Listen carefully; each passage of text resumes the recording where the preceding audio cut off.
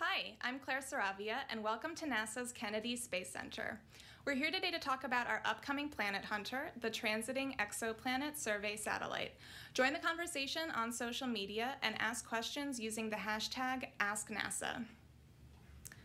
Joining us here today is Paul Hertz, the Astrophysics Division Director at NASA headquarters,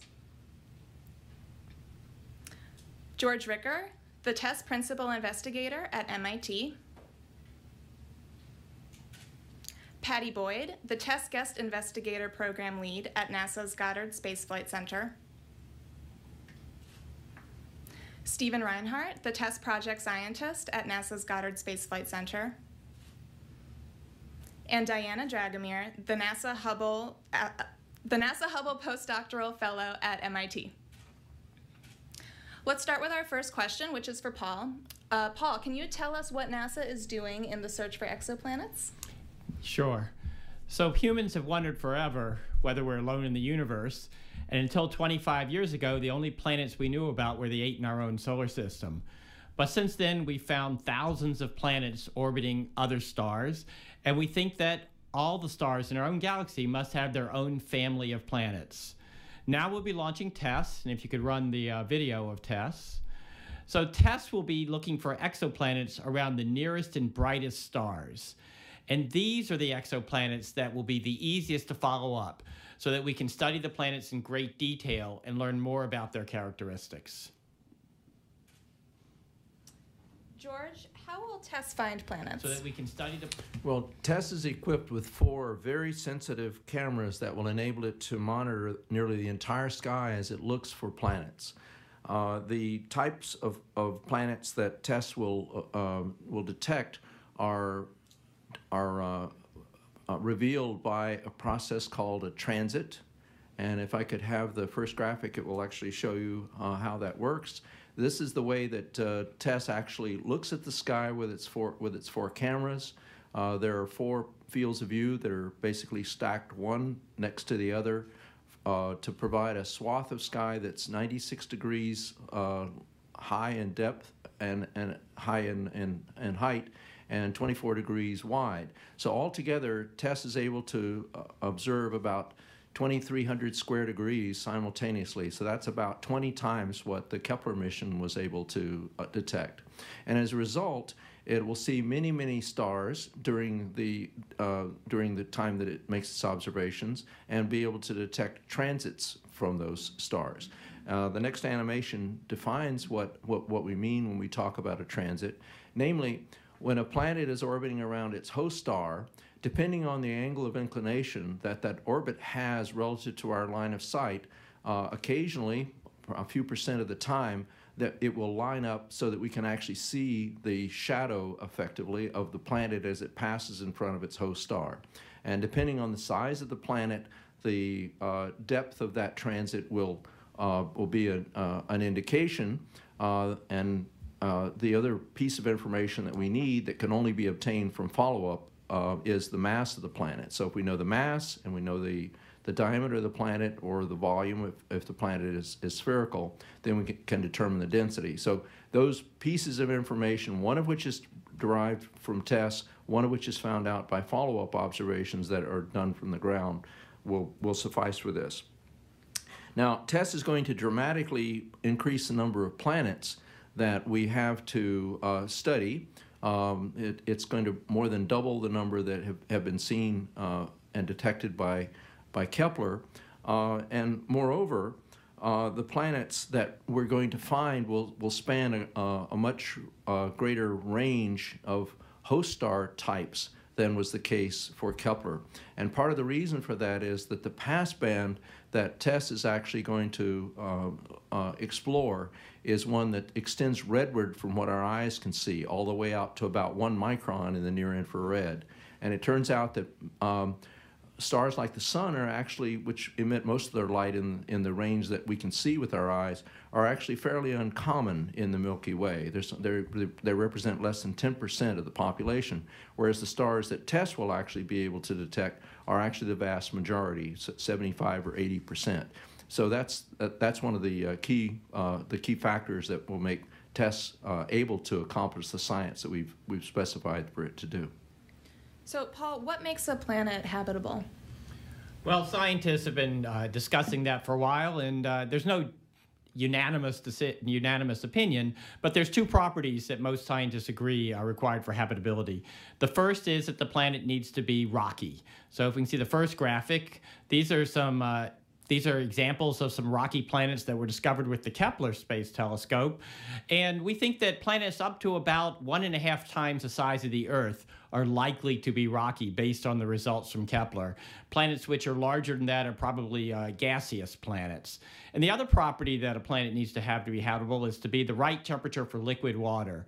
If you can show the graphic now of the habitable zone, planets which are very close to their sun are too hot for liquid water to exist on their surfaces. Planets which are further away are too cold, but in this green region, the inferred temperature on the surface of the planet would be somewhere in the range where liquid water could exist. So we call that the habitable zone. So most likely, the planets that we're going to be most interested in looking for habitability are those which are rocky and those which are at the right temperature.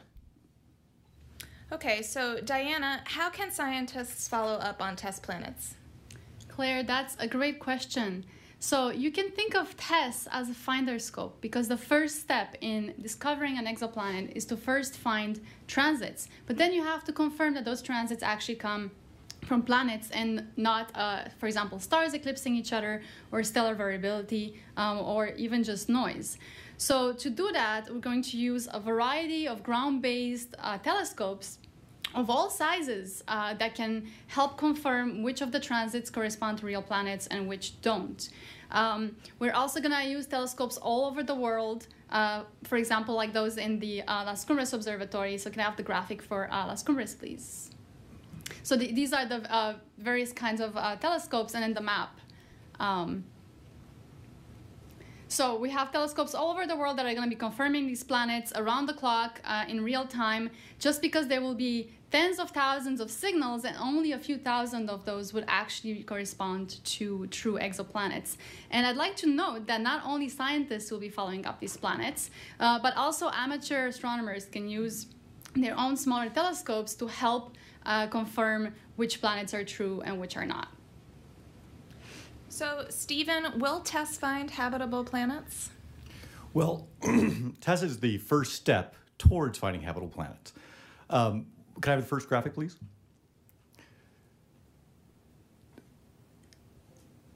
Can I have the first graphic, please? There we go. In the course of its 2-year mission, TESS is going to observe about 85% of the entire sky. With those observations, we're going to find a lot of exoplanets across the entire sky, thousands of them. And the follow-up observations that George and Diane have mentioned are going to be really critical for us to actually understand what those planets are like. Can I have the next graphic? When we see all of these planets, we're going to discover not just a lot of exoplanets, but we're going to discover a diversity of exoplanets. We're going to find rocky planets, we're going to find gas planets, ice balls, and who knows what else. That's one of the most exciting things, is that maybe we'll find something we don't expect. But once we've found all these, some of them are going to be planets in the habitable zone of their host stars. So with TESS, we're going to know that there are planets that might be habitable. We're not going to be able, well, we're going to be able to say that they're not habitable. At which point, it will be the job of all the follow-up observations with ground-based telescopes, with space-based telescopes, with the James Webb Telescope, and so on, to try to figure out whether those planets truly are habitable or not. So TESS is just the first step in that journey. But I want to add that we care about all of the planets we find, not just the habitable ones. Because for a lot of different reasons, all the planets matter. If you care about how planetary systems form and evolve, if you care about how our solar system formed and evolved, if you care about understanding what leads to a planet becoming habitable, you need to understand all the elements in the system. And all the elements in the system include all those giant planets and the medium-sized planets and the small planets. So you really want to understand all the pieces of the puzzle for you really to answer that big question of how planets that are habitable got here in the first place. So, Patty, what makes TESS different from Kepler? So it is important to draw the distinction between Kepler and TESS because they do use the same method to detect planets. So Kepler was NASA's first exoplanet hunting telescope, and it was launched from here at KSC 9 years ago. And it was launched to answer one question: how common is a planet like Earth around a star like the Sun? And in order to do that, it was designed to look at 150,000 stars in a fairly wide field of view without blinking for about 4 years. And one of the many amazing things that Kepler told us is that planets are everywhere, and there are all kinds of planets out there. So TESS takes the next step. If planets are everywhere, it's time for us to find the planets that are closest to us, orbiting bright nearby stars, because these will be the touchstone systems. So the TESS mission is designed to take advantage of the fact that planets are everywhere to do an all-sky survey. So if I could look at the animation, you're going to see the Kepler field of view come up. It's up there in the Cygnus constellation, and it's in yellow. It's a fairly wide field of view, but there's one of the TESS cameras on top of it. So even one TESS camera, quite a bit bigger than the Kepler field of view. And of course, when you stack the 4 cameras together, you get a sense of how much bigger that field of view is. And we're going to be taking that field of view and throwing it across the entire sky in 2 years. We'll have 85% of the sky covered. You do see the other Kepler fields of view along the ecliptic plane. Kepler is still actually operating. It's doing an ecliptic plane survey, so those yellow squares are where Kepler has pointed. And then you can see together we'll have covered a tremendous amount of the sky when the 2-year TESS survey is done. And again, as George said, TESS is optimized to look for transits around red stars, which we know are plentiful and cool and small. And since they are small, their habitable zones are also quite a bit closer to the star. So even though we've got 27 days in our shortest period, and we've got about a year's worth of data at the poles, we will find some planets that are in the habitable zones of their stars with TESS. Diana, how do space and ground-based telescopes work together to further our understanding of exoplanets? Right. So as I said earlier, when TESS discovers a new planet candidate, we have to do a lot of follow-up observations to confirm whether that transit really comes from a planet or something else. So as soon as one candidate is found and it's released to the public, ground-based telescopes will jump on it, on hundreds of them probably at once, and observe them, confirm that it's a planet.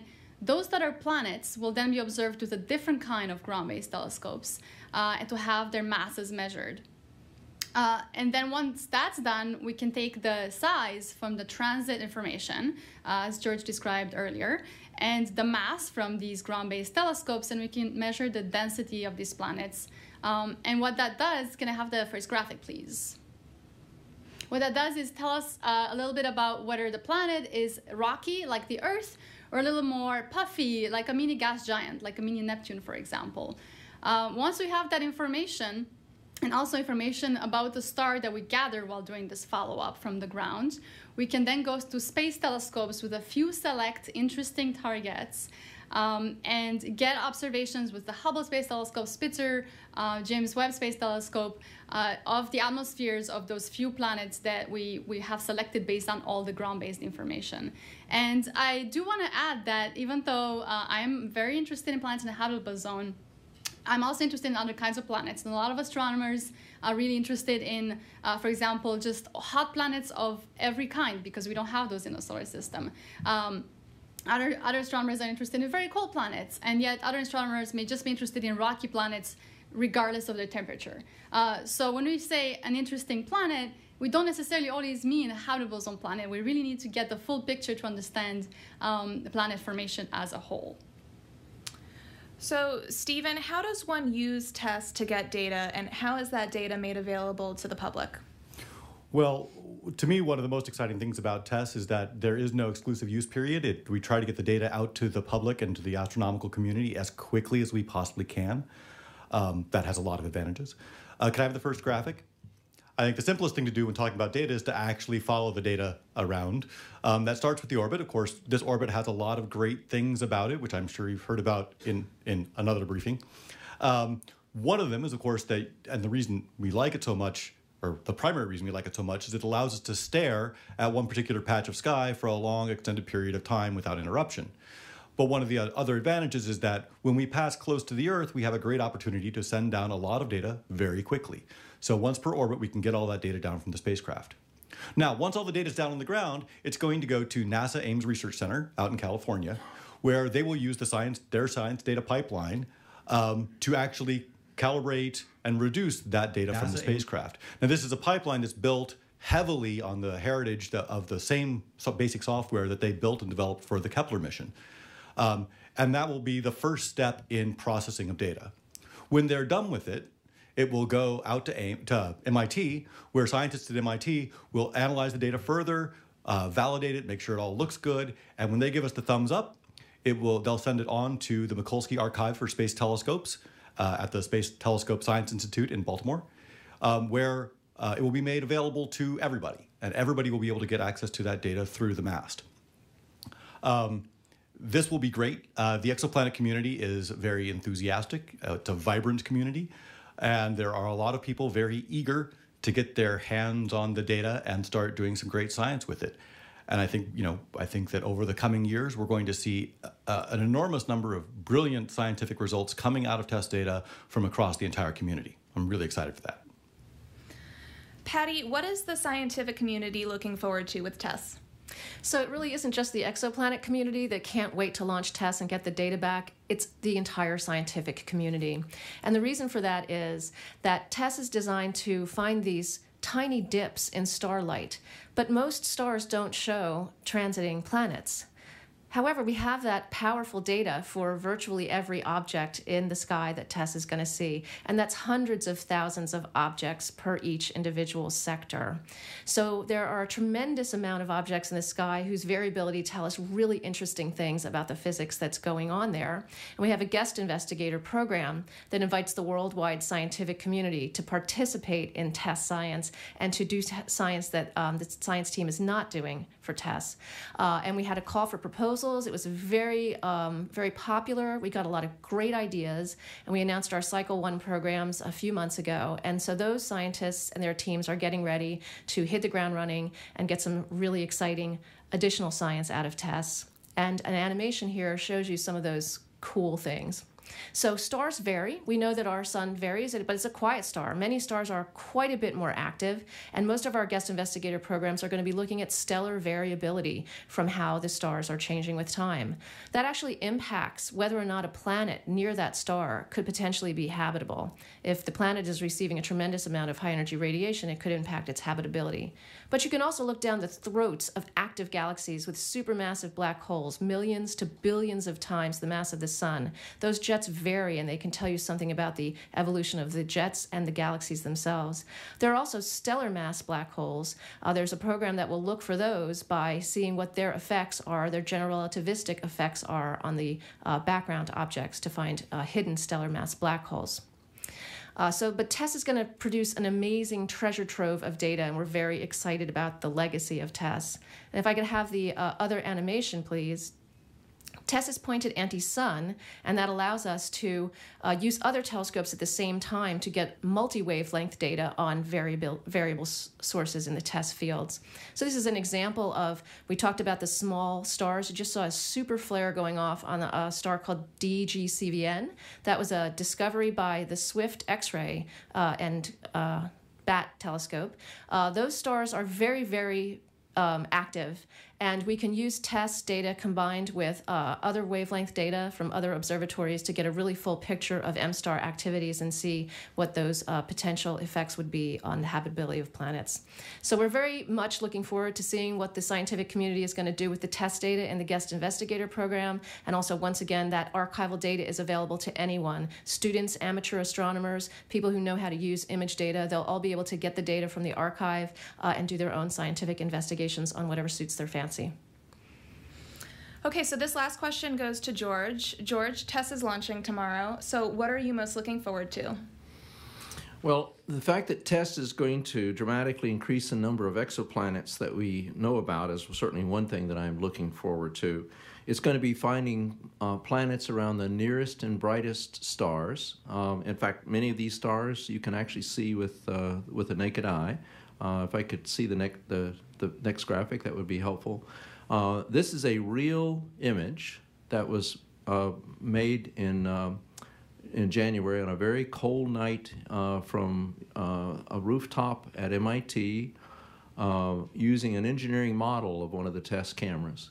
And in this image, you can see more than 100,000 little white dots, and those are stars primarily. There may be some faint galaxies that are part of it. But the point of it is everywhere that TESS looks, you're going to see something like this. This particular patch of sky is in the constellation of Auriga, and tomorrow night after TESS launches, if you go out at dusk, maybe 7:30 or 8 o'clock, you'll be able to see these very same stars with your naked eye. And the stars that are in that little triangle in the upper center are second magnitude stars. They're among the brightest 200 stars in the sky. And one of them, it turns out, actually is what astronomers call an M0 star. It is red. It looks a lot brighter in the TESS images because of the fact that our passband extends from 0.6 of a micron out to 1 micron. And it's also, as Patty was describing, and Diana and the other folks on the panel, it's the kind of prototypical star with transits that we will be able to explore for very small planets because of the relative size of the star compared to the size of the planet itself. So we're going to be basically seeing these types of objects throughout the entire TESS survey. Altogether, the number of stars and even galaxies that we'll see will exceed 100 million such objects. The bright ones are going to be a sample of about 20 million, and those are the ones that the science team is actually going to really focus on searching for nearby exoplanets. So one of the things that I think it's good to think forward in terms of the way that the TESS data will be utilized by astronomers in the future is that it's a fairly simple calculation to estimate how many stars, how many planet systems you're going to see if you go out a relatively short distance away from our sun's location. Going 20 light years reveals about 100 such systems that we're likely to see. And as Paul said, essentially all of those are going to have planets, but there's a smaller fraction that will have transiting systems. But we're going to know from the information that we have from those systems, the ones that are most promising to think about for potential future extrasolar probes, where we're basically going to send out a robotic system and do in situ sampling of the environment within that planetary system. There are a number of ideas have been put forward to do this with one system, Proxima Centauri b, but 50, 60, 100 years from now, you could use those same techniques to thoroughly explore the solar neighborhood. And for TESS, this basically means that we are putting together a catalog of the very best targets for those probes. And I think it's, the thing that we can imagine is this armada of nanosatellites that'll be sweeping out from the Earth to send back information that we probably won't be able to send people to, because it's a whole lot more complicated problem, and that's not conceivable within the technologies that we can currently envision. But small nanosats we certainly could. And so that's one thing that I think will be a lasting legacy of TESS. But the other thing is that because of the focus on the solar neighborhood and the brightest stars, we know that when this is all codified and written and correlated in the annals of astronomy, TESS will have made its mark as providing the constituent catalog that will be the reference for essentially all time.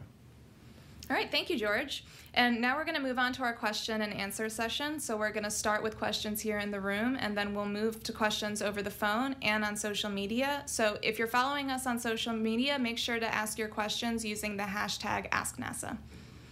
Let's start right here. Jay Bennett with Popular Mechanics. TESS is going to be looking at a lot of M-dwarf stars, but there's some doubt about whether or not an M-dwarf could support a habitable planet. I'm wondering if there's another type of star that there's a little bit more optimism about for a planet habitability, solar type stars or potentially something else. George, do you want to? Yeah, the TESS will certainly look at a lot of M dwarfs because there just are a lot of M dwarfs. But it will also look at FG-K stars as well, and certainly stars that are less active, if that's what you're concerned with. That's certainly a factor.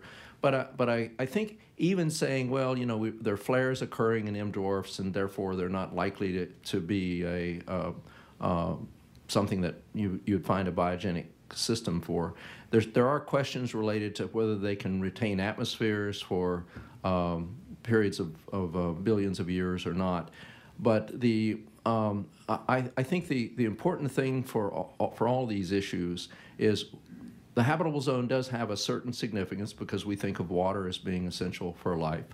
But I think if we've learned anything from opening up new windows in astronomy is our imagination is less comprehensive in terms of covering all the possibilities in nature. Never underestimate how ingenious nature actually is. Let's go right there. Yeah, hi, Mike Wall, space.com. Dan, I was just wondering, could you compare the sort of sensitivity of what TESS is going to be able to spot to actually what Kepler was sort of capable of? I mean, how many parts per sort of million darkening, like, will TESS be able to see compared to Kepler? Patty? Well, that's probably best answered by George, since he designed the cameras for this question. The formal requirement specification for looking at planets in the bright range, and that means planets that are brighter than magnitude 7, which is the very limit of what we can see with our naked eye, is about 60 parts per million. Certainly, if you're looking at M dwarfs, that provides an ample signal to noise for transits that are Earth-sized planets. When we do what's called an error budget, and we've come up with that 60 parts per million, we can't think of we really can't make that number as large as it is from the things that we know about. If the satellite works the way that it does, if the instruments work the way that it does, it could very well be quite a bit smaller than that, which would mean that it would be in the same range as Kepler. There are other aspects of the mission that I think are very promising for getting sensitive operation. For example, the readout noise associated with the TESS detectors is in the range of 6 to 8 electrons RMS. In the case of Kepler, that number was around 100 or so. So there's a margin of sensitivity from that particular contribution. The other thing that our expectation is that the stability of the optical system thermally is going to be quite a bit better than what we expect.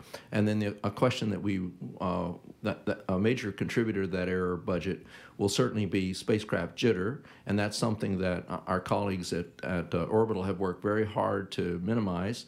And if that works out the way that it is, we're going to beat that number by a fair amount. Another contributor when you go to deeper and deeper magnitudes is the contribution of background light.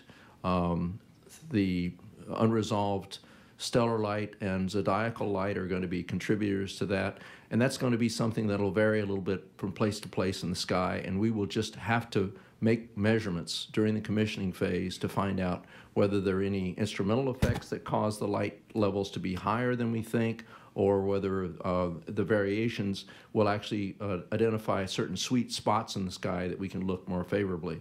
And this is a question that I often ask Paul. I said, Paul, we're really interested in doing an extended mission for TESS, and in an extended mission, we're probably going to be able to improve the performance of the satellite in ways that we just can't say right now. The satellite and the instruments have been built in an exquisitely simple way, and I think the chances that it will operate much better than we expected are high. Do we have any questions on social media? Yes, we do. So when will the first data dump be after launch, and how often will that happen? Stephen? So the first first data dump should be happening about 6 months after the commissioning phase is over. So it'll be right around Christmas. That's to give plenty of time for the instrument team to make sure that we understand the data, that it all makes sense, and that everything is well calibrated and characterized before we put it out there. We want to make sure that the data is of a high quality so we get high quality science. Was the question about when the data would be archived or when the first data would come down to the ground? When it first come down to the ground. Oh, first come down to the ground. Well, the first data will come down to the ground during the commissioning phase, but the first science data will be coming down in June, after the first orbit during phase E, during science operations. Let's take one from this side of the room, in the front. Chris Gebhardt with NASA Spaceflight. TESS is obviously a very small spacecraft, but a very powerful one. So can you talk about how the proposal for TESS first came about and how it evolved as NASA eventually selected it to fly? And also, in terms of the cameras and their capabilities, since we're looking so much closer to Earth than Kepler did, are the cameras able to detect dips, like secondary dips in light that could indicate the presence of exomoons or rings around planets? I can take a stab at that. The initial idea, the germ of the idea that we had for the TESS mission goes back to around 2005 when our group at MIT was operating a very small satellite called HEDI 2 that we had built the star cameras for.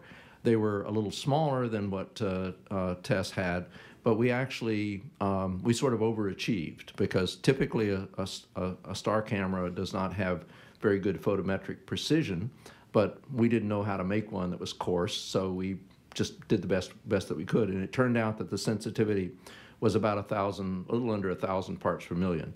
Now, with 1,000 parts per million, you could expect to detect hot Jupiters because those dips are about 1% in depth. So that would really be that would have been 10 times stronger signal than what those cameras were able to detect.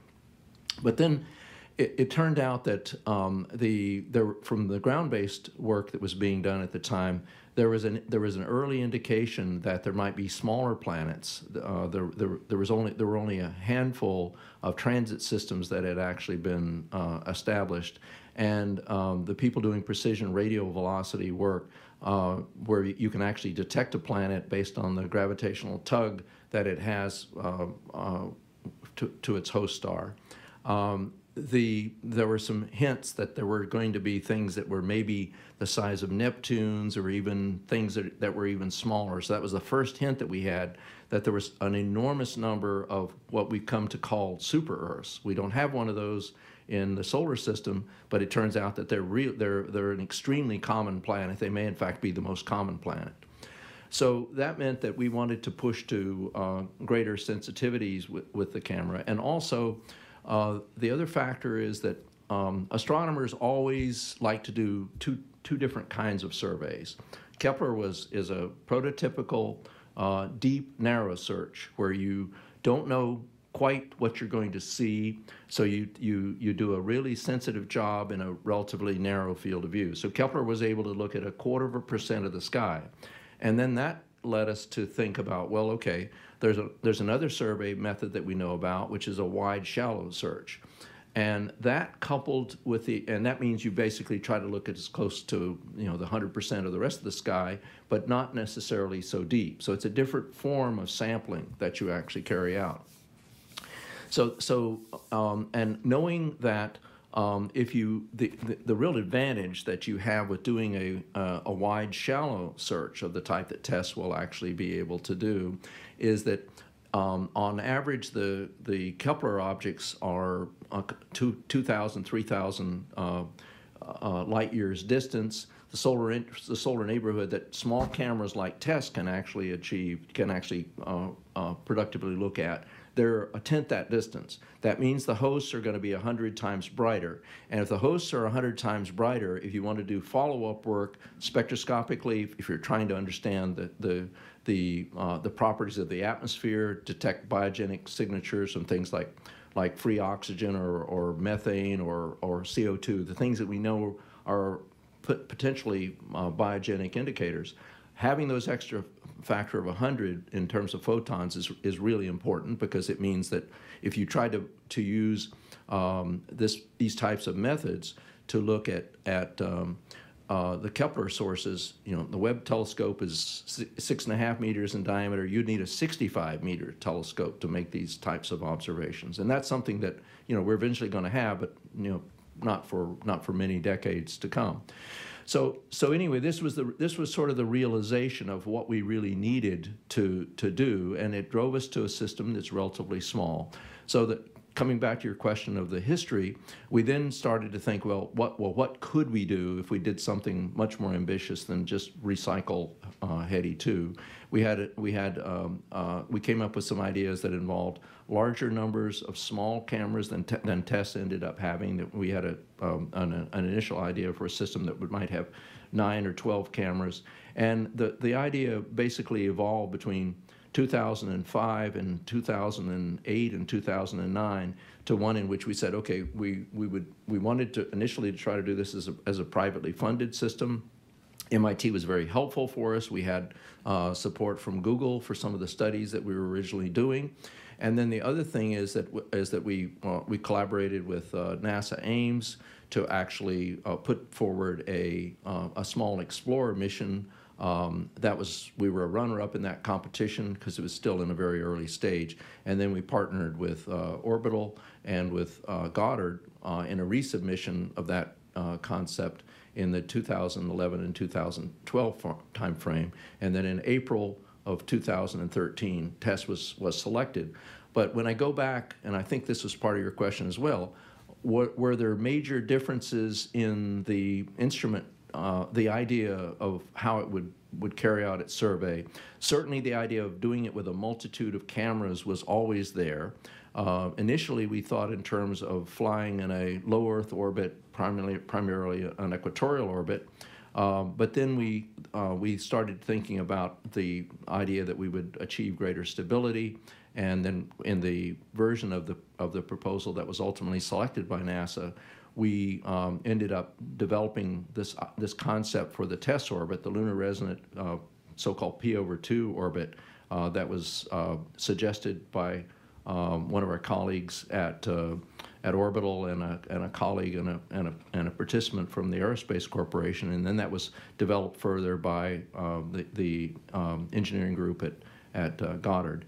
But then once that concept study report was submitted, the number of changes that we made in it from the time we submitted it back in 2013 and now are minuscule. The basic ideas are all still there, and so it's been a long time coming. It's been 13 years, but for the last 5 years, basically everything has stayed pretty much the same, Chris. I want to go to a question over the phone. We have. I have the second question about the exomoons and rings. Yes, you did. Yes. And the answer to that is TESS will certainly be able to find multi-planet systems. The question of whether it can find exomoons, if they are exomoons that are comparable in size to, say, the Galilean satellites, yes, we can. The question, if they were as small as our Earth, that would depend a lot on the type of host star that it actually had. If it were a mid to late M dwarf, we probably could.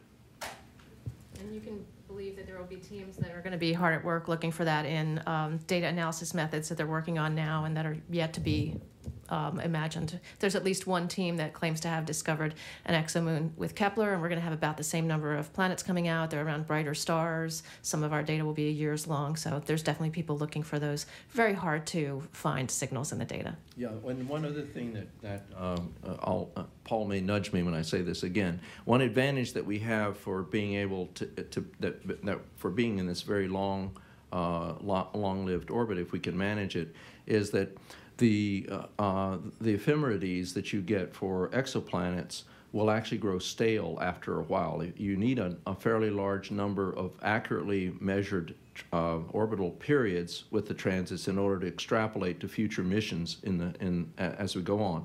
That has the advantage of making sure that you secure that that exoplanet for future missions to discover. But the other thing that it does is it allows you to go to to look for more and more sensitively at it, and that will open the window to searching for things like exomoons. Okay, I'd like to open it up to the phone. We have James Dean from Florida today. James, thank you for being patient.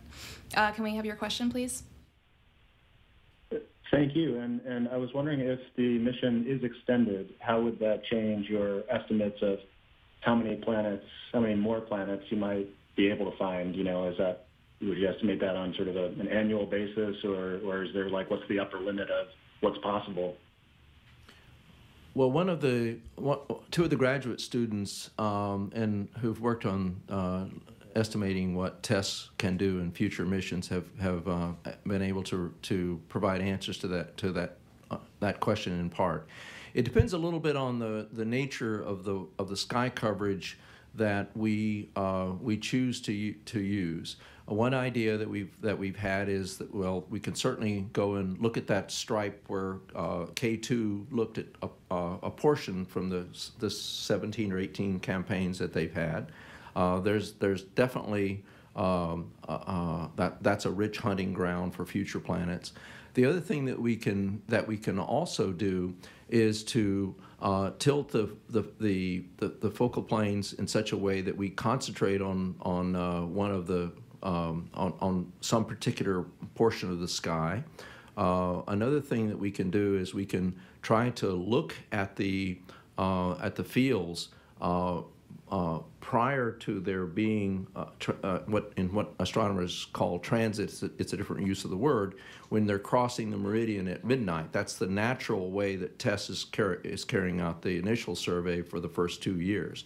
If we actually look further to the area of the sky that's going to actually rise 3 or 4 hours later, which we may be able to do depending on the properties of the satellite, that will allow us to give much more latitude for the follow-up program. That is, there'll be much more time. So all these ideas are basically being looked at, and we certainly will factor that in terms of what we do with an extended mission. In terms of a number, if I had to guess, if we get another 3-year extended mission, which is what is typically asked for, it would double or triple the number of planets that we would actually find. We had a question here in the middle of the room. Yeah. Oh, hi. Jonathan Amos from BBC News. What's your requirements to claim a candidate? I mean, are you looking for 2 dips in a 27-day period? And can you say something about the poles? Because they're quite interesting, aren't they? Because you've got overlap there, and you could be seeing stuff that has a much greater period than what you see elsewhere.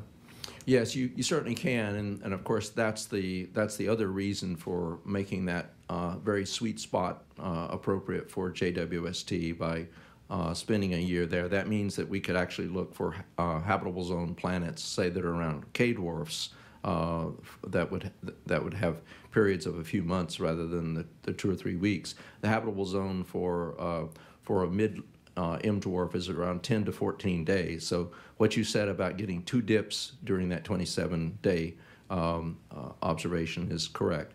There are also, as you may have seen from some of the animations, there's overlap region, so there's probably about twice as much solid angle available in each hemisphere than just that cap that you see at the north or south poles. Do we have questions over social media? So we've got 2 questions for Diana from social media. What type of validation of TESS data will be possible for amateur astronomers, given that transits are almost impossible to see with standard amateur telescopes? That's the first question. The second question is, Kepler used some open crowdsourcing for identifying transits. Will TESS do the same? So those are both great questions. So the first question, the reason that even small telescopes on the ground can help is because they will still be a little bit bigger than the TESS cameras, and the detectors will be smaller, so they'll be able to actually resolve stars better than TESS can resolve stars. The problem is when you have 2 stars, or actually more than that, blended together, and you see in that blob of light a transit signal, it's really difficult just with the TESS data to know which of the stars the transit comes from. So amateur astronomers and other ground-based telescopes can help by observing with better spatial resolution, so they can actually separate those stars, and then we can determine which one is the one that carries the transit signal for future observations. And for the second question, there are plans to initiate a citizen science program. I don't have any details on that yet. I'm not the one doing it, but I do plan to help with it. Keep an eye out on the TESS website for that. We're thinking hard about how to make that work. Well, one thing to add to what Diana said is that there's also a European mission with a small satellite called Cheops that's supposed to launch early next year. And it has a somewhat larger aperture than does TESS, and so it will also be able to contribute to this effort because it can achieve even greater photometric precision for narrowly targeted objects that TESS will actually find. And of course, the missions are going to work closely together to utilize the capabilities that Cheops will have. Let's take another question on social. Okay, here's a question for Patty. Will TESS go back and make measurements of exoplanets that Kepler has measured to test how accurate the Kepler data is? So in our second year of observations, when we are surveying the northern hemisphere, the entire Kepler field of view will be covered by at least two of those sectors.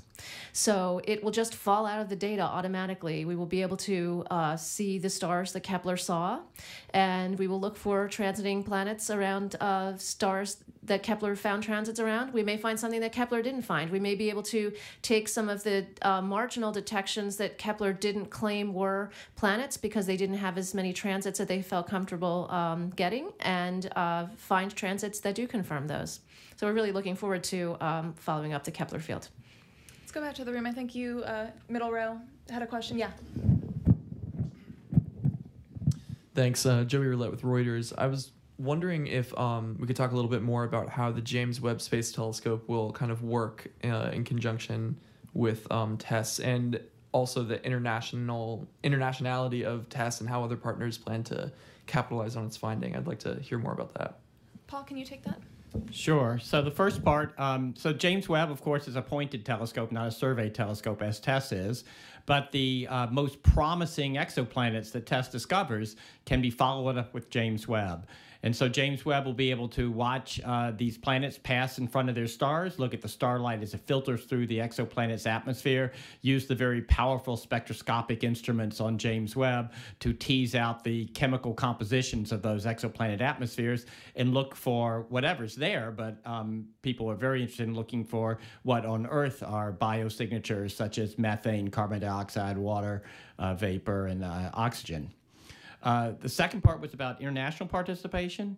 So TESS does not have any international partners on it. TESS is a 100% NASA-supported mission, but the data is going to be made publicly available. So the international astronomical community will be participating in the follow-up campaign from TESS discoveries.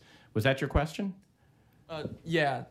More specifically, maybe how the European partners would maybe, like, if there's a discovery that comes about, will they send space telescopes to like capitalize on the findings? Sort of how TESS is doing that for Kepler, you know, or like what? I can't speak for the future plans of the European Space Agency.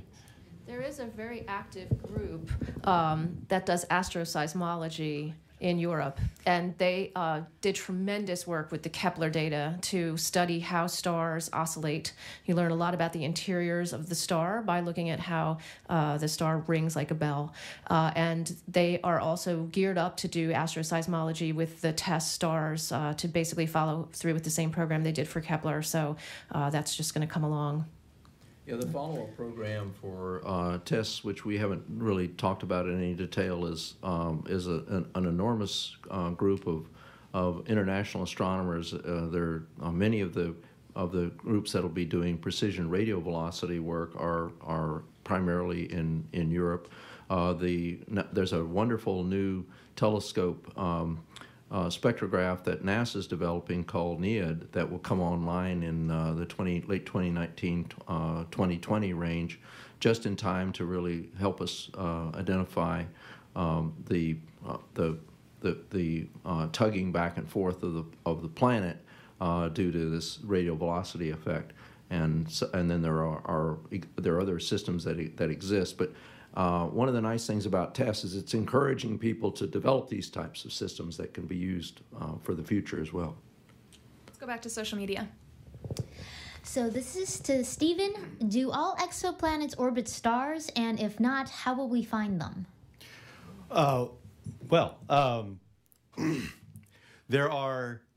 It is certainly possible that there are rogue planets out there in between the stars. How do we find them? That's an extremely challenging problem.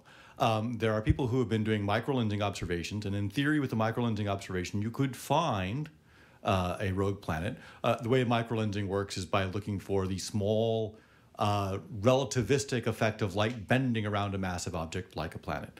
And I believe there have even been a couple of claims that people have found evidence for rogue planets. One of the problems, of course, is that you can't follow up on them because they're sort of one-time events. So finding those rogue planets is going to be really hard with any of the indirect detection methods that we use, whether it be radio velocity or transits, because those depend on the host star to give you the photons you need. In the future, perhaps really large infrared surveys could find such rogue planets, but that's going to be a really big challenge for a long time to come. Take one more question in the room over here on the end. Yep.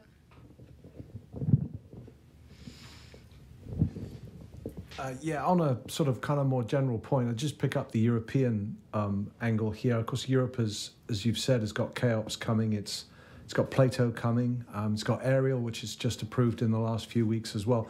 We do seem to be entering a period of, well, a golden period for planet hunting and for studying planets in general. I wonder if you had a comment on that. Yes, I mean the selection of the missions that you mentioned, it really is going to be very, very helpful. Even the fact that they're primarily European missions is no impediment to their utilizing TESS with the same efficacy that other astronomers will be able to do.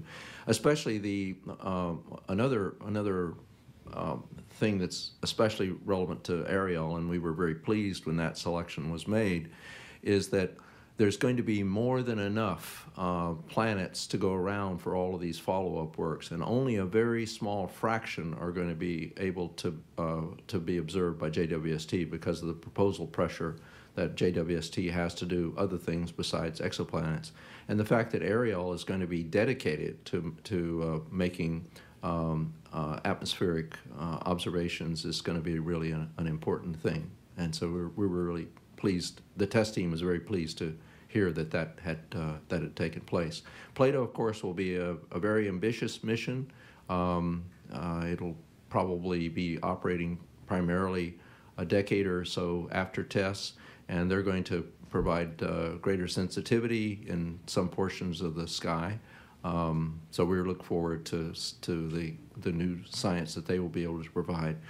There's a lot more focus in Plato on astroseismology than there is necessarily with TESS. TESS is going to do it for a lot of bright stars, but that's one science area that Plato will be very powerful in terms of its capabilities. Okay. That's all the time that we have. So thank you so much for joining us today. And if you have additional questions, please follow us on social media and ask questions using the hashtag AskNASA. And if you want to learn more about the mission, please go to nasa.gov/TESS. Thank you.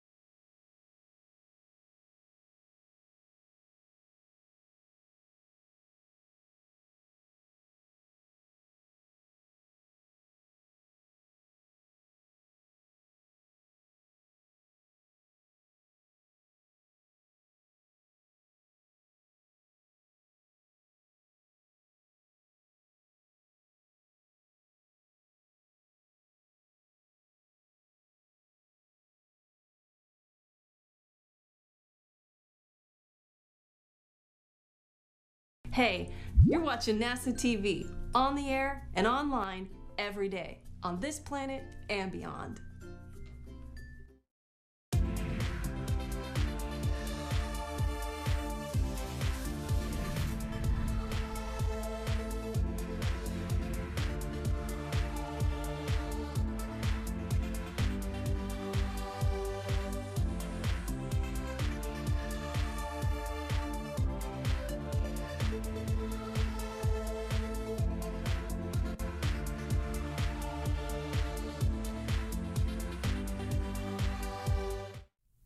TESS, the Transiting Exoplanet Survey Satellite, is an Explorer-class planet finder. An exoplanet is a planet that orbits a star outside our solar system. TESS will find all kinds of exoplanets, ranging from rocky Earth-sized to huge gas giants. And TESS will find planets around many different types of stars. TESS will detect planets around bright host stars so other powerful telescopes can study their characteristics. Some may orbit in their star's habitable zone, where a planet's surface may have liquid water. An exoplanet is discovered when it transits or passes in front of its star. TESS measures the dip in starlight, giving scientists all kinds of information about the planet's size, orbit, and even its composition. Over a 2-year mission, TESS will search 85% of the sky and monitor the brightness of more than 200,000 stars for planets. TESS is expected to catalog thousands of transiting exoplanets, allowing scientists to study their atmospheres and, in some special cases, to search for signs that these planets could support life. To find out more about this exciting, first ever spaceborne all-sky planet hunter, go to nasa.gov/TESS.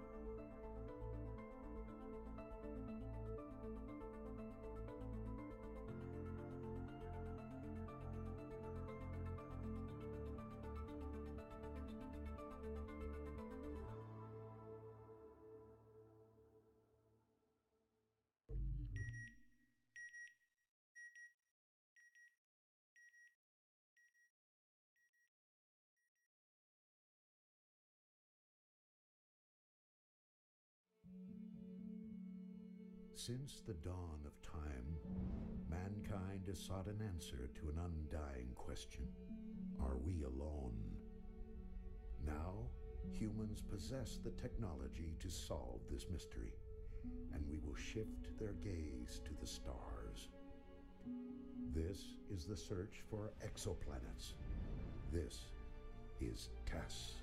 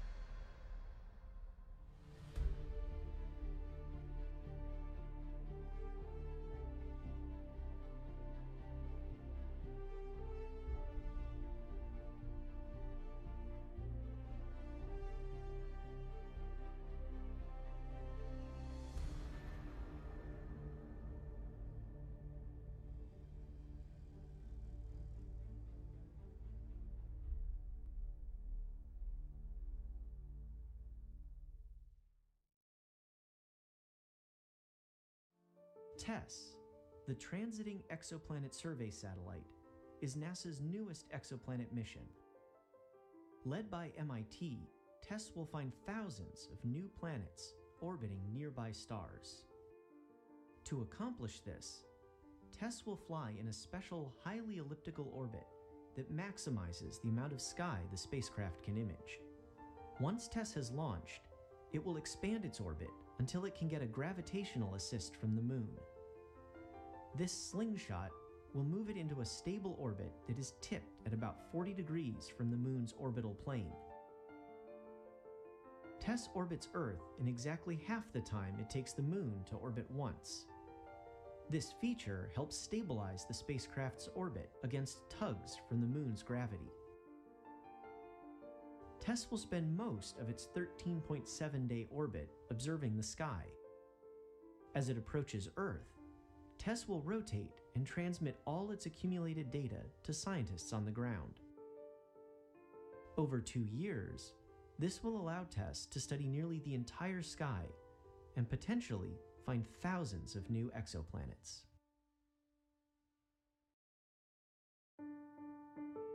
In the last few decades, we have found thousands of worlds around other stars. A new NASA astrophysics mission will help us find many more. TESS, the Transiting Exoplanet Survey Satellite, is NASA's newest exoplanet mission. It's being led out of MIT, and it's going to find thousands of new planets orbiting bright nearby stars. And it's going to build upon the legacy of the Kepler mission, only it's going to focus on nearby bright stars that are sprinkled across the whole sky, and it's going to help us answer a really important question, and that is, which of our near-stellar neighbors has planets? During its 2-year survey, TESS will look for signs of planets, ranging from Earth-size to giants larger than Jupiter. TESS will search for these new worlds, or exoplanets, using transits, the same method as the Kepler mission. As a planet passes in front of its star, it blocks some of the light, causing a slight drop in brightness. TESS can detect those subtle dips and even use them to determine some basic features of the planets, such as their size and orbit. Each of TESS's cameras has a 16.8 megapixel sensor covering a 24-degree square, large enough to contain an entire constellation. TESS has 4 of these cameras arranged to view a vertical strip of the sky called an observation sector. The coverage of the TESS cameras is unprecedented in terms of the amount of sky that they can actually see at any given time, and also their ability to cover such a broad portion of the sky. The types of targets that TESS will allow us to find will enclose essentially all of the bright nearby stars. TESS will watch each observation sector for about 27 days before rotating to the next one, covering first the south and then the north, to eventually build a map of 85% of the sky. This coverage, about 350 times what Kepler first observed, will make TESS the first exoplanet mission to survey almost the entire sky. TESS will fly in a highly elliptical orbit that maximizes the amount of sky the spacecraft can image and is carefully timed with the orbit of the Moon. It will spend most of each 13.7-day orbit collecting data, and then, as it passes closer to Earth, it will transmit that data to the ground. Because TESS's observation sectors overlap, it will have an area near the pole under constant observation. This region is easily monitored by the James Webb Space Telescope, which allows the two missions to work together to first find and then carefully study exoplanets. Since most of the exoplanets found by TESS will orbit bright stars, missions like Webb will be able to measure the spectra of starlight absorbed by the planet's atmospheres, which can indicate what they're made of. Ground-based measurements of the TESS exoplanets can determine their masses.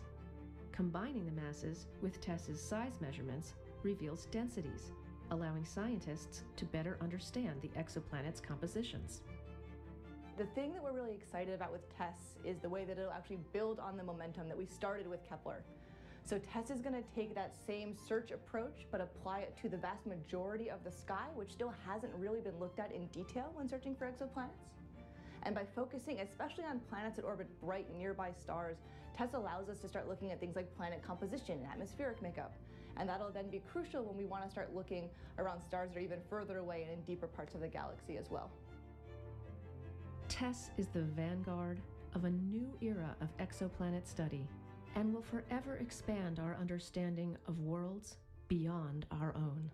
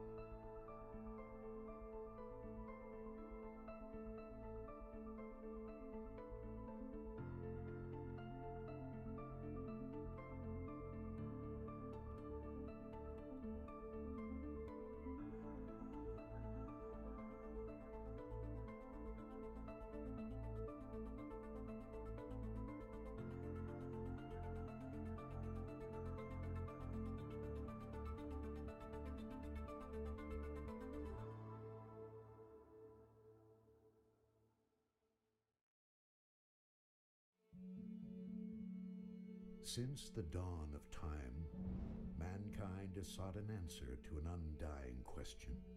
Are we alone? Now, humans possess the technology to solve this mystery, and we will shift their gaze to the stars. This is the search for exoplanets. This is TESS.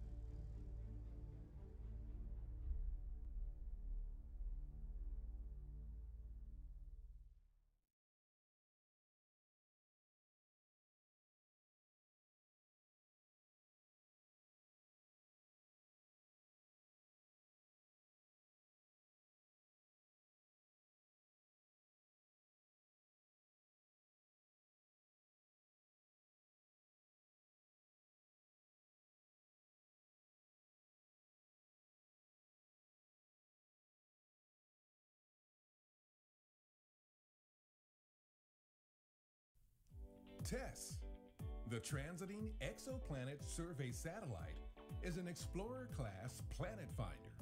An exoplanet is a planet that orbits a star outside our solar system. TESS will find all kinds of exoplanets, ranging from rocky Earth-sized to huge gas giants. And TESS will find planets around many different types of stars. TESS will detect planets around bright host stars so other powerful telescopes can study their characteristics. Some may orbit in their star's habitable zone, where a planet's surface may have liquid water. An exoplanet is discovered when it transits or passes in front of its star. TESS measures the dip in starlight, giving scientists all kinds of information about the planet's size, orbit, and even its composition. Over a 2-year mission, TESS will search 85% of the sky and monitor the brightness of more than 200,000 stars for planets. TESS is expected to catalog thousands of transiting exoplanets, allowing scientists to study their atmospheres and, in some special cases, to search for signs that these planets could support life. To find out more about this exciting, first ever spaceborne all-sky planet hunter, go to nasa.gov/TESS.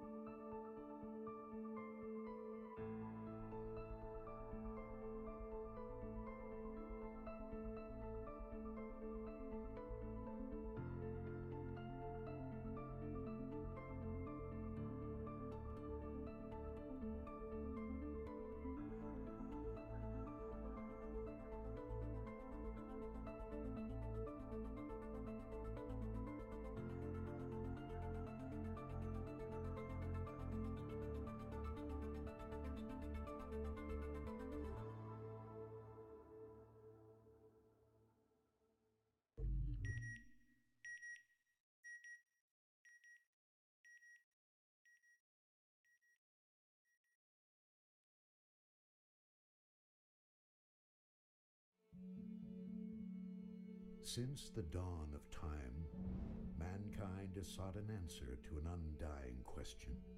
Are we alone? Now, humans possess the technology to solve this mystery, and we will shift their gaze to the stars. This is the search for exoplanets. This is TESS.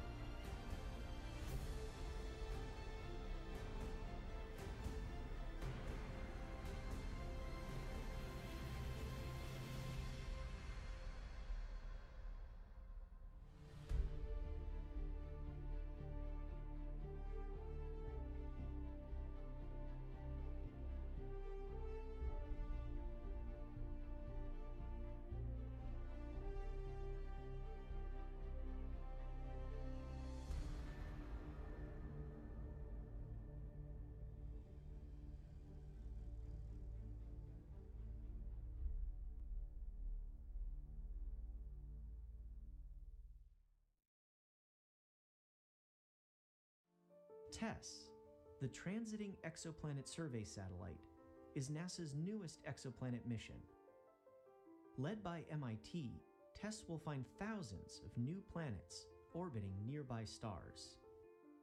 To accomplish this, TESS will fly in a special highly elliptical orbit that maximizes the amount of sky the spacecraft can image. Once TESS has launched, it will expand its orbit until it can get a gravitational assist from the Moon. This slingshot will move it into a stable orbit that is tipped at about 40 degrees from the Moon's orbital plane. TESS orbits Earth in exactly half the time it takes the Moon to orbit once. This feature helps stabilize the spacecraft's orbit against tugs from the Moon's gravity. TESS will spend most of its 13.7-day orbit observing the sky. As it approaches Earth, TESS will rotate and transmit all its accumulated data to scientists on the ground. Over 2 years, this will allow TESS to study nearly the entire sky and potentially find thousands of new exoplanets.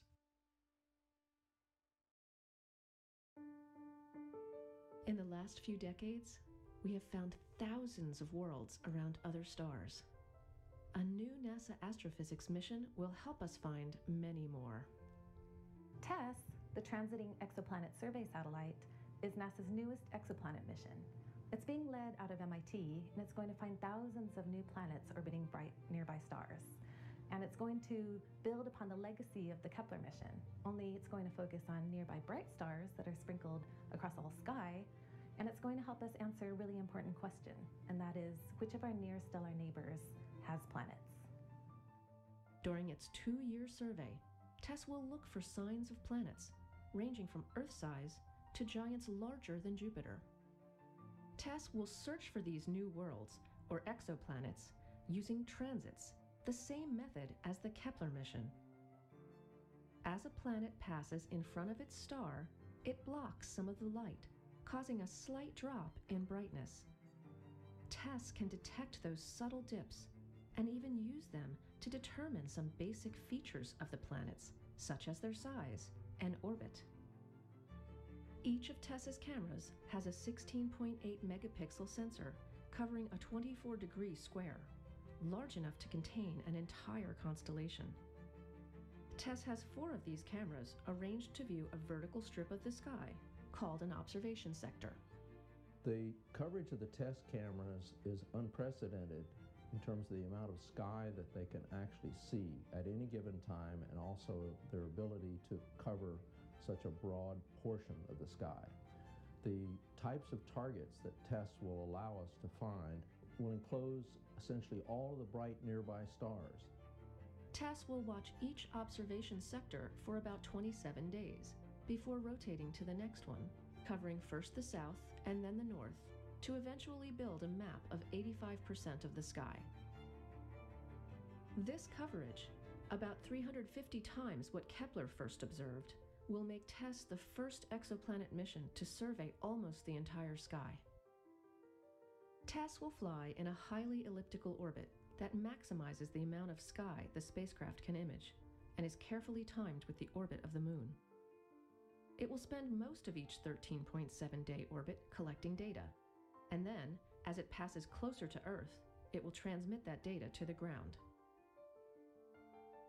Because TESS's observation sectors overlap, it will have an area near the pole under constant observation. This region is easily monitored by the James Webb Space Telescope, which allows the two missions to work together to first find and then carefully study exoplanets.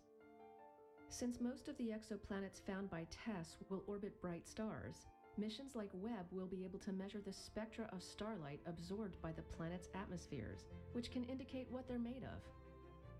Ground-based measurements of the TESS exoplanets can determine their masses. Combining the masses with TESS's size measurements reveals densities, allowing scientists to better understand the exoplanets' compositions. The thing that we're really excited about with TESS is the way that it'll actually build on the momentum that we started with Kepler. So TESS is going to take that same search approach, but apply it to the vast majority of the sky, which still hasn't really been looked at in detail when searching for exoplanets. And by focusing especially on planets that orbit bright nearby stars, TESS allows us to start looking at things like planet composition and atmospheric makeup. And that'll then be crucial when we want to start looking around stars that are even further away and in deeper parts of the galaxy as well. TESS is the vanguard of a new era of exoplanet study and will forever expand our understanding of worlds beyond our own.